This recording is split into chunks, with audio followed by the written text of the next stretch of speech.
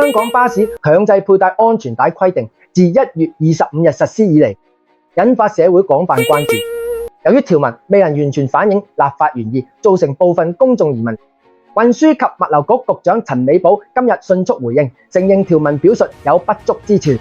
並表示將盡快修訂，以確保政策清晰執行，保障乘客安全。陳美寶強調，政策初衷始終係保護乘客生命安全。政府喺各階段嘅解說、宣傳與溝通，均旨在讓社會準確理解相關安排。佢坦言，現行條文未臻完善，將安排刪除有疑慮嘅條款，並刊憲後提交立法會省覽。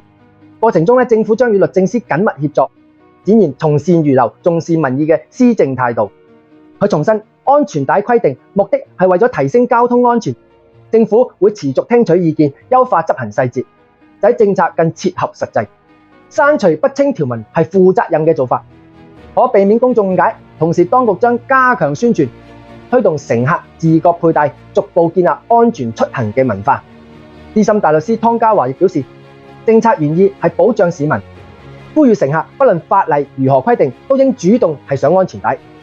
佢提醒，安全帶係關鍵嘅保命工具，唔應只視為法律義務。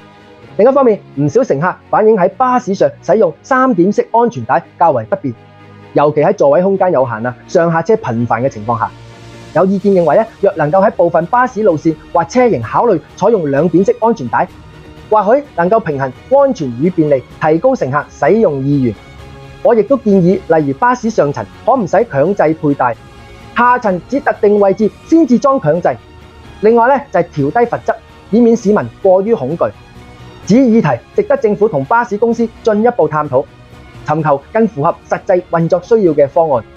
呢次事件亦都促使社會多角度反思：一就係立法過程需更注重條文精準度，確保如實反映政策目標；